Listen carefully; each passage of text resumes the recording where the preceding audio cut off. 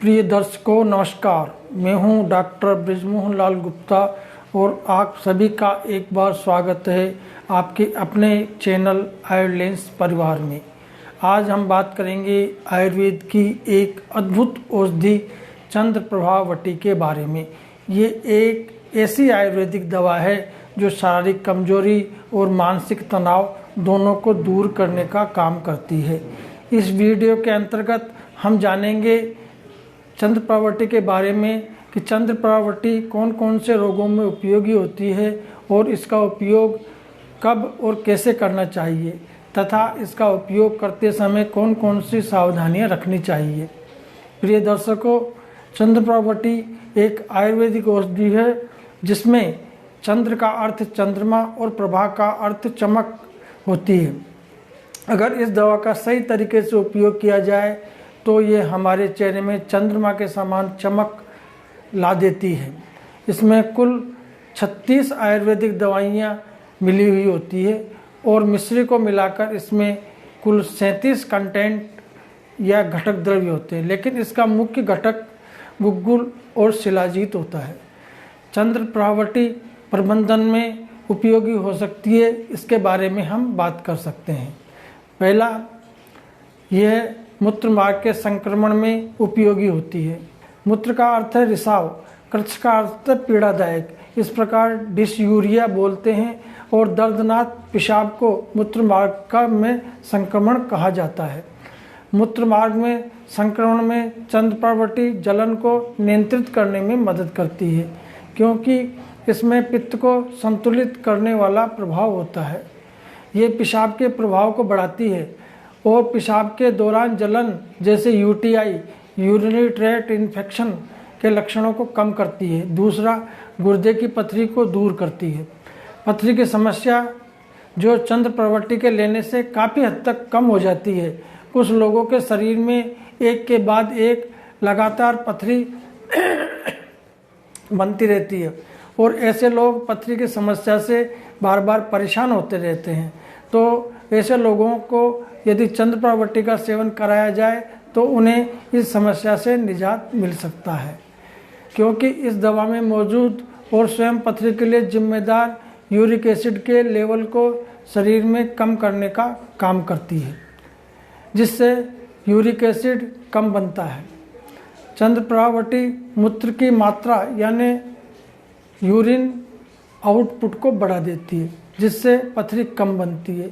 अगर बनती भी है तो अपने आप छोटे छोटे रूप में बनती है और मूत्र के माध्यम से बाहर निकल जाती है।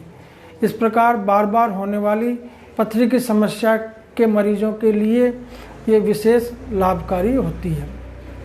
तीसरा है, पुरुष संबंधी यौन रोगों में। पुरुष में यौन रोग कामेच्छा की कमी के रूप में हो सकता है।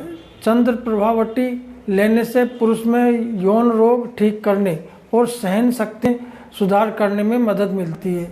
ये कामो उद्दीपक और बल्य यानी शक्ति प्रदान करने वाले गुणों के कारण है। इसका प्रयोग स्तंभन के प्रबंधन के लिए भी किया जा सकता है। दर्शकों, इसके कामो उत्तेजक गुण के कारण यह रोग ठीक हो जाता है। यौन रोग गतिविधि के दौरान इरेक्शन बनाए रखने में मदद करता है। पाचन तंत्र को सुधारने और एसिडिटी में भी चंद्रप्रभावटी लाभ करती है, क्योंकि इसमें त्रिफला जैसी औषधियाँ होती है जो हमारे कमज़ोर पाचन तंत्र को सुधारने का काम करती है। इसके साथ ही इसमें लीवर के लिए फायदेमंद औषधियाँ हैं जो कि लीवर को स्वस्थ और मजबूत बनाने का काम करती है। तो इस प्रकार इन सभी औषधियों के मिले होने के कारण चंद्रप्रभावटी हमारे पाचन तंत्र को स्वस्थ और मजबूत बनाती है। दर्शकों, इससे भूख भी खुलकर लगती है और खाना हमारे शरीर में लगता है, जिससे हमारे शरीर में बल पैदा होता है। पेट साफ रहता है, क्योंकि चंद्रप्रभावटी में हर्बल लैक्सेटिव होते हैं जो आंत के दीवार में चपके हुए मल को निकालकर शरीर में कब्ज को नहीं होने देते हैं। पांचवा इसका फायदा है, ये प्रोस्टेट ग्लैंड संबंधी समस्या में भी चंद्रप्रभावटी अच्छा कार्य करती है। प्रोस्टेट ग्लैंड समस्या 50-55 वर्ष की आयु के बाद पुरुषों में प्रोस्टेट ग्लैंड की समस्या बढ़ने को सौम्य प्रोस्टेटिक हाइपरप्लासिया यानी BPH कहते हैं। इसके कारण कई बार पेशाब संबंधी समस्या आती है।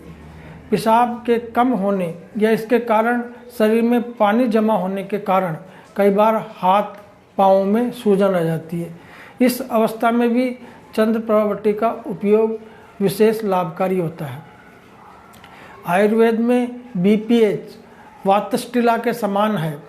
इस स्थिति में बढ़ा हुआ वात मूत्राशय और मलाशय के बीच में स्थानीयकृत हो जाता है और ये वास्टिला या BPH नामक एक घनी और स्थिर दृढ़ ग्रंथि संबंधी सूजन को पैदा करता है। चंद्रप्रभावती लेने से वात को संतुलित करने और प्रोस्टेट ग्रंथि के आकार को नियंत्रित करने में मदद मिलती है।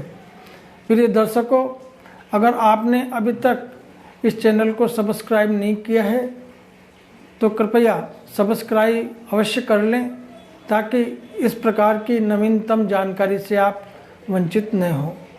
कृपया वीडियो को लाइक करें, शेयर करें। चलिए आगे बढ़ते हैं। इसका छठा जो लाभ है, भारी मासिक धर्म यानी मेनोरेजिया में लाभ होता है इससे, क्योंकि ये बढ़े हुए पित्त दोष के कारण होता है मेनोरेजिया। चंद्रप्रभावती लेने से तीनों दोष विशेष रूप से पित्त को संतुलित करने और भारी मासिक धर्म यानी रक्तस्राव या मेनोरेजिया को नियंत्रित करने में मदद मिलती है। सातवां है इसका फायदा कि मधुमेह में भी लाभकारी है। अधिकांश मधुमेह रोगी सामान्य रक्त शर्करा स्तर को बनाए रखने के बावजूद सामान्य कमजोरी या थकान महसूस करते हैं। चंद्रप्रभावती मौजूदा उपचार के साथ सहायक दवा के रूप में उपयोग किए जाने पर थकान के लक्षणों को कम करने और सामान्य रक्त शर्करा के स्तर को प्रबंधित करने में उपयोगी है। ऐसा इसके बल यानी शक्ति प्रदाता गुण के कारण होता है। ये अपने रसायन यानी कायाकल्प प्रकृति के कारण द्वितीयक संक्रमण यानी सेकेंडरी इन्फेक्शन से लड़ने के लिए प्रतिरक्षा यानी इम्यूनिटी पावर में भी सुधार करता है। आठवां है खून की कमी या एनीमिया में हीमोग्लोबिन और खून की कमी को दूर करता है। चंद्रप्रभावती में लौह भस्म होने के कारण हमारे शरीर में हीमोग्लोबिन और खून की मात्रा को बढ़ाकर शरीर में खून की कमी को दूर करता है। नवा है कष्टार्तव, जिसको डिस्मेनोरिया बोलते हैं। महिलाओं में पीरियड के समय चंद्रप्रभावती के उपयोग में पेट में होने वाले मरोड़ और दर्द को भी कम किया जा सकता है तथा इससे शरीर में होने वाली खून की कमी को भी रोका जा सकता है। शारीरिक कमजोरी और मानसिक तनाव को दूर किया जा सकता है। चंद्रप्रभावती में शिलाजीत होने के कारण ये शरीर की कमजोरी और थकावट को दूर करके शरीर को इस प्रकार की परेशानियों को दूर करने के लिए भी चंद्रप्रभावती का बहुत बढ़िया इस्तेमाल किया जा सकता है। 10वां, दर्द और सूजन को कम करने में भी चंद्रप्रभावती का रोल होता है। दर्द और सूजन को कम करने में चंद्रप्रभावती का गुण लेखनीय और वेदना नाशक होता है, यानी ये हमारे शरीर का बैड कोलेस्ट्रॉल और ट्राइग्लिसराइड को कम करने का काम करती है।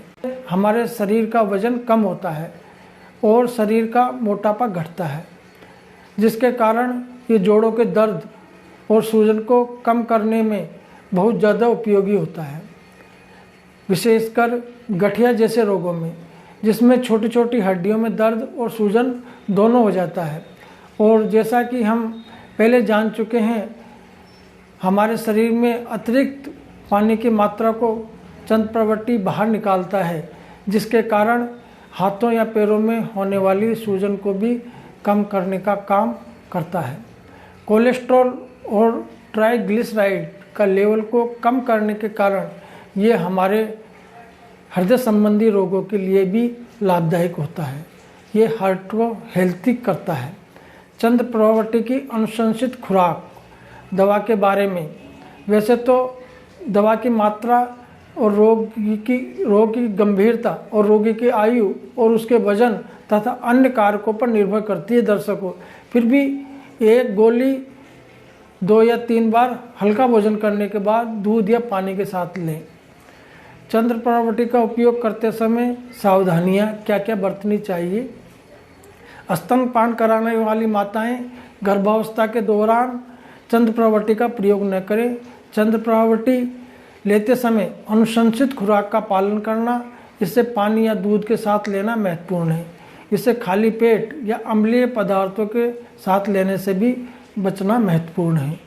किसी भी पूरक या दवा की तरह चंद्रप्रभावती लेने से पहले आयुर्वेदिक चिकित्सक से परामर्श करना महत्वपूर्ण है। आज के वीडियो के लिए इतना ही प्रिय दर्शकों। अगर आपको ये जानकारी मददगार लगी तो इस वीडियो को लाइक करना, शेयर करना न भूलें और स्वास्थ्य और तंदुरुस्ती पर अधिक सुझावों के लिए मेरे चैनल को सब्सक्राइब करें। स्वस्थ रहें, प्रसन्न रहें, दिव्य शक्ति की कृपा हम सब पर बनी रहें। देखने के लिए धन्यवाद। नमस्कार।